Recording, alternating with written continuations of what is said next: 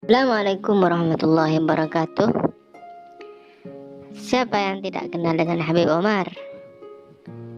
Beliau adalah ulama sekaligus habaib yang sangat masyhur. Beliau adalah sosok habaib atau ulama yang sangat terkenal. Siapa yang tidak kenal dengan beliau? Kali ini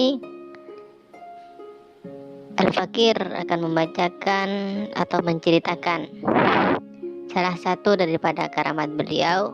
Saking dari istiqomahnya beliau mendapat satu karamah atau kemuliaan hadiah dari Allah Subhanahu wa taala.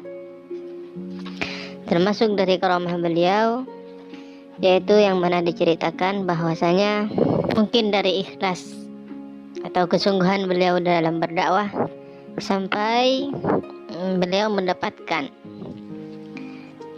karamah atau kemuliaan atau hadiah dari Allah Subhanahu wa taala, mana diceritakan bahwasanya dulu pada tahun 80-an ketika Habib Omar belajar dan mengajar di kota Baydha, salah satu kota di Tarim. Beliau ketika mengajar di sana, setiap sore beliau seringkali menonton para pemuda dan anak kecil bermain bola di lapangan yang sampai dikenal sebagai Mal'ab Habib Omar. Jadi beliau sampai selain beliau berdakwah dengan cara mengajar atau muhadharah pengajian, beliau juga berdakwahnya macam-macam. Di sini beliau berdakwah, diceritakan dakwahnya lewat kue dan teh. Ya, jadi macam-macam, jadi unik. Cerita ini sangat unik. Beliau menghadiri suatu lapangan, bahkan lapangan tersebut, lapangan bola dikenal dengan Mal'ab Al-Habib Omar atau lapangan Habib Omar.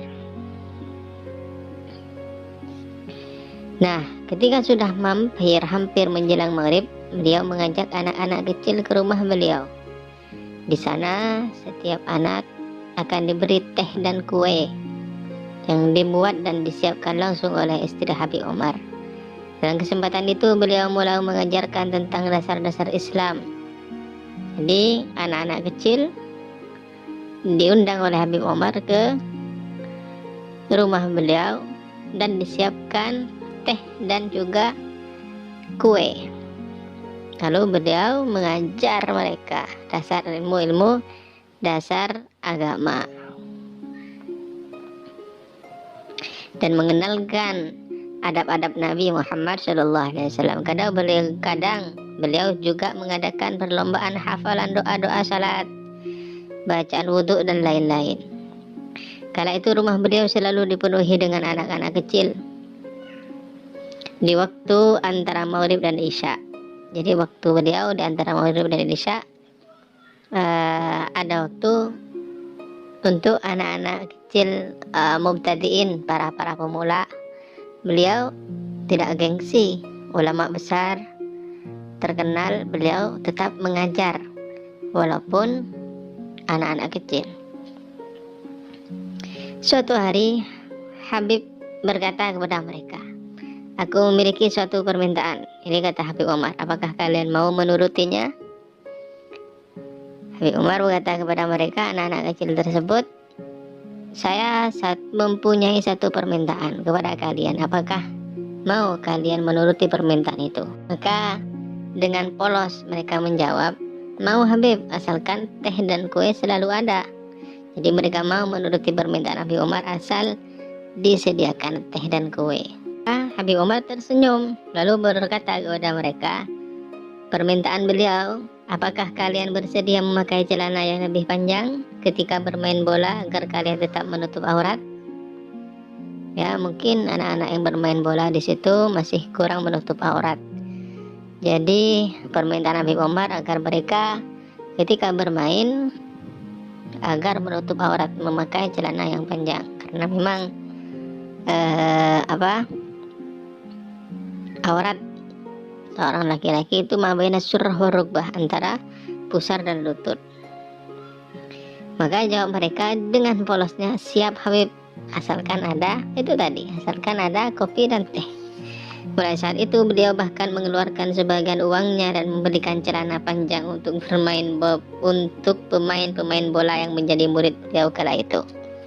Maka beliau mengorbankan hartanya untuk agar anak-anak yang suka bermain bola agar memakai celana panjang.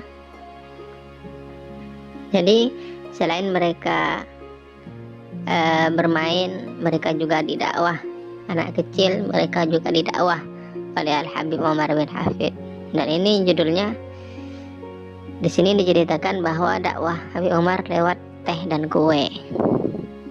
Kisah yang diceritakan oleh santri-santri beliau tentang akhlak Habib Umar, perjuangan dakwahnya sampai berbagai ke rumahnya. Salah satunya adalah Habib Umar pernah, ini yang intinya, Habib Umar itu diceritakan bahwa Habib Umar itu pernah mengisi mobilnya yang mogok dengan air.